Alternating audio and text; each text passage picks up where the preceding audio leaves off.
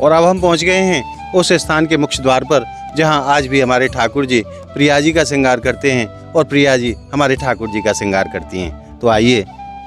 और यहाँ जो आप देख रहे हैं ये झाड़ियों के बीच में रास्ता है और ये इसे कहते हैं अरनी का वृक्ष। ये अरनी है, चंद्रमा के प्रकाश से ये शीशे की तरह चमकती है, क्योंकि गोविंद हमारे सभी भक्तों को मेरी राधे राधे। मैं प्रिया शरण पारासर स्वागत करता हूं एक बार फिर आपके अपने चैनल ब्रज महिमा में।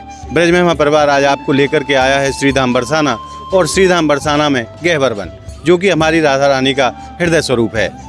ये वो स्थान है जहाँ आज भी नित्य हमारे श्याम सुंदर और किशोरी जी एक दूसरे का परस्पर श्रृंगार करते हैं। कैसा है ये स्थान और क्या लीला है यहाँ की, वो जानेंगे आज हम। पहले मैं आपको यहाँ के दर्शन करा देता हूँ, एक बार दिखाइए। यहाँ शिला पट्टिका के रूप में इस स्थान की पूरी जानकारी लिखी हुई है। ये स्थान कालांतर में लुप्त हो गए थे। ब्रज के संत श्री रमेश बाबा जी महाराज ने इन स्थानों को पुनः जीर्णोद्धार कराया और बड़ा सुंदर सभी भक्तों के लिए दर्शनीय बना दिया है। तो आज हम चलते हैं इसी दिव्य स्थान की यात्रा पर, जहां आज भी हमारे श्याम सुंदर और राधा रानी एक दूसरे का श्रृंगार किया करते हैं। तो आइए प्रवेश करते हैं इस स्थान पर। सर्वप्रथम ऐसे स्थानों को प्रणाम करना चाहिए। जय हो मेरी लाडली लाल की। और अब हमने प्रवेश कर लिया है उस दिव्य स्थान पर जहां आज भी ठाकुर जी लीला किया करते हैं। मैं एक बार आपको दिखा देता हूं कैसा सुरम्य वातावरण, हरे भरे वृक्ष और बहुत ही शांति का यह स्थान, जहां मन और तन दोनों प्रसन्न हो जाते हैं। तो आइए हम आप यात्रा करते हैं ऐसे दिव्य स्थान की और प्रयास करते हैं किशोरी जी की कृपा प्राप्त करने का, क्योंकि कहते हैं ऐसे स्थानों की यात्रा करना साक्षात ठाकुर जी की कृपा प्राप्ति के लिए बड़ा ही सुगम और सरल साधन है। और ये यहाँ की जो यात्रा है, हम अपने ब्रजवासी भैया के साथ यहाँ की यात्रा करेंगे। उन्हीं के सानिध्य में यहाँ की यात्रा होगी, वही यहाँ के महत्व को और लीलाओं को समझाएंगे। और अब हम चल रहे हैं उस स्थान पर दर्शन के लिए जहाँ आज भी हमारी राधा रानी और श्याम सुंदर एक दूसरे का परस्पर जो श्रृंगार किया करते हैं। इस स्थान को निकुंज कहा जाता है। यहाँ ठाकुर जी की नित्य लीला होती है, निकुंज लीला। तो आइए चलते हैं उस स्थान पर और दर्शन का आनंद लेते हैं। और अब हम पहुँच गए हैं उस स्थान के मुख्य द्वार पर जहाँ आज भी हमारे ठाकुर जी प्रिया जी का श्रृंगार करते हैं और प्रिया जी हमारे ठाकुर जी का श्रृंगार करती हैं। तो आइए।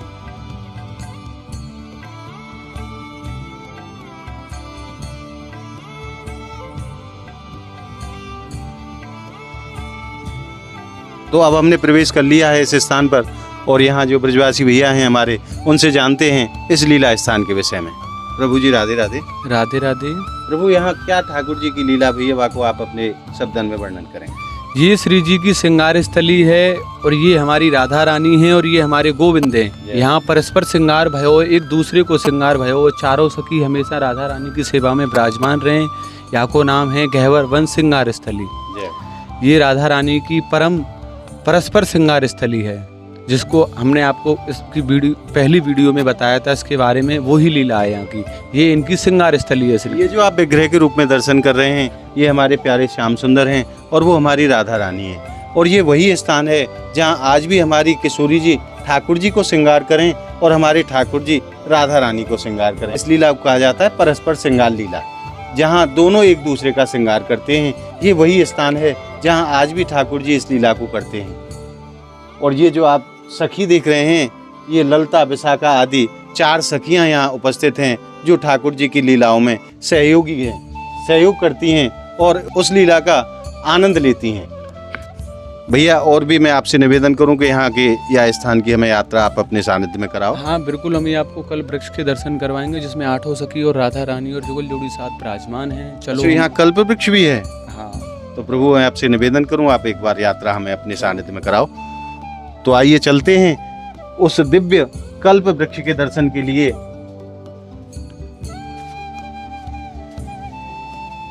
और अब हम आगे की यात्रा पर चल रहे हैं। इस स्थान को ठाकुर जी का निकुंज लीला स्थान कहा जाता है। यहाँ निकुंज है और निकुंजों में हमारे प्रिया प्रीतम जी नित्य ही रास करे हैं, नित्य ही लीला करे हैं। क्योंकि कहते हैं एक होती है कुंज लीला और एक होती है निकुंज लीला। कुंज लीला में गोपियों के साथ में हमारी किशोरी जी विराजमान हैं और निकुंज लीला में केवल हमारे ठाकुर जी और राधा रानी, और बाहरी किसी व्यक्ति का कोई प्रवेश होता ही नहीं है। आज आप दर्शन कर रहे हैं ब्रज महिमा चैनल के माध्यम से ऐसे दिव्य स्थान के, जहां साक्षात हमारे ठाकुर जी और प्रिया जी नित्य यहाँ निकुंज लीला करते हैं। ये स्थान अपने आप में बहुत महत्वपूर्ण स्थान रखता है। कहते हैं गहवर वन हमारी राधा रानी का हृदय स्वरूप है। तो आइए आप भी इस मंगलमय यात्रा का आनंद लीजिए हमारे साथ।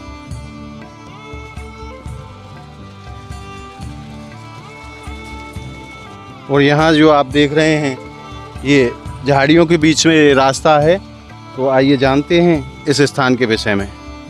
प्रभु जी क्या लीला है यहाँ ठाकुर जी की? ये राधा रानी हमारे गोविंद आठों सखीन के साथ में विराजमान जुगल जोड़ी सरकार हैं जी। ये गहवर वन के अंदर बने हुए ये वृक्ष, इसको वृक्ष नहीं कह सकते, इसको आप ये जुगल जोड़ी सरकार है, इसे कहते हैं कल्प वृक्ष, जो कल्पनाओं से परे हो। तो आप इसके भक्तों दर्शन करो। ये हमारे ठाकुर जी हैं, इससे नीचे हमारी राधा रानी है और ये आठों सखी हैं, इसमें आठों सखियों के साथ विराजमान है। ये इसको कहते हैं डूंगर। इस पे प्राचीन समय में मोतियां लगते थे। ये मोतियों के वृक्ष हैं जो कलयुग को आते ही इनका स्वरूप बदल गया। जैसे कि आज भी इस पे मोती जैसा फल लगता है। आप कभी आओ गहवर वन, इसको देखो अच्छे से, ये आपको गहवर वन में अंदर मिलेगा। इस वृक्ष का बहुत बड़ी महिमा है। ये आठों सखी और हमारे गोविंद राधा रानी के साथ में विराजमान जुगल जोड़ी सरकार हैं। इसे ब्रिजवासी कहते हैं जुगल जोड़ी सरकार। तो ये जो वृक्ष के आप दर्शन कर रहे हैं ये कोई साधारण वृक्ष नहीं है, ये पीलू का बड़ा ही अद्भुत वृक्ष है। और ये जो आप दर्शन कर रहे हैं ये हमारे श्याम सुंदर स्वरूप हैं और इनके बराबर में हमारी राधा रानी और ये आठों सखियाँ। ये एक ही वृक्ष में बड़े अद्भुत दर्शन हैं जिसको कल्प वृक्ष कहा जाता है। यहाँ पूरे परिकर के दर्शन आपको इस वृक्ष के रूप में होते हैं। और मैं इन स्थानों पर जो वृक्ष हैं इनको अगर वृक्ष कहूँ तो बहुत बड़ा अपराध होगा, क्योंकि यह कोई वृक्ष नहीं है, ये साक्षात मूर्तिमान संत हैं जो ठाकुर जी की लीलाओं का निरंतर आनंद ले रहे हैं वृक्ष के रूप में।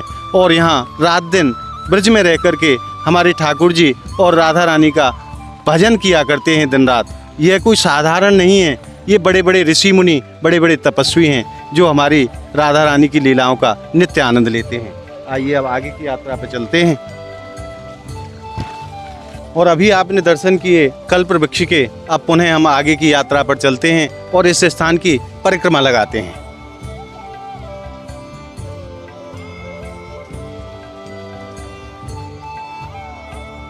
और मैं आप सभी भक्तों से एक बार पुनः निवेदन करूंगा कि आप जब भी बरसाना पधारें तो इस स्थान पर जरूर आएं, क्योंकि यहाँ तन और मन दोनों को जो शांति प्रदान होती है उसको शब्दों से वर्णन नहीं किया जा सकता, क्योंकि यह साक्षात ठाकुर जी की नित्य लीला स्थली हैं। ऐसे स्थानों के दर्शन अपने आप में बड़े अद्भुत दर्शन हैं। और ये इसे कहते हैं अरनी का वृक्ष। ये अरनी है, चंद्रमा के प्रकाश से ये शीशे की तरह चमकती है, क्योंकि गोविंद हमारे पूर्णमासी की रात्रि को सबसे ज्यादा गहवर वन में और रास करे हैं। इसको कहते हैं अरनी।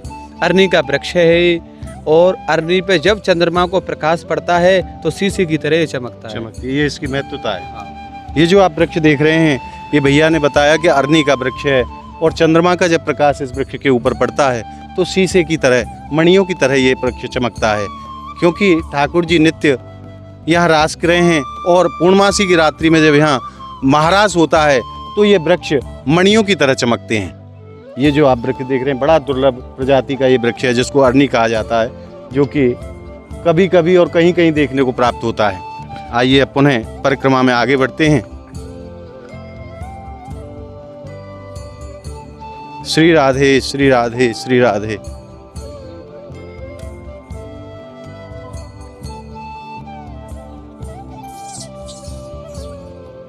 और ये जो आप दर्शन कर रहे हैं ये आप देख सकते हैं कितने प्राचीन वृक्ष हैं।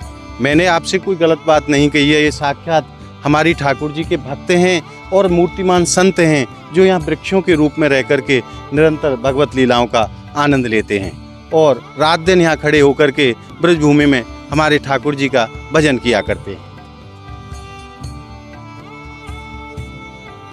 श्री राधे श्री राधे श्री राधे।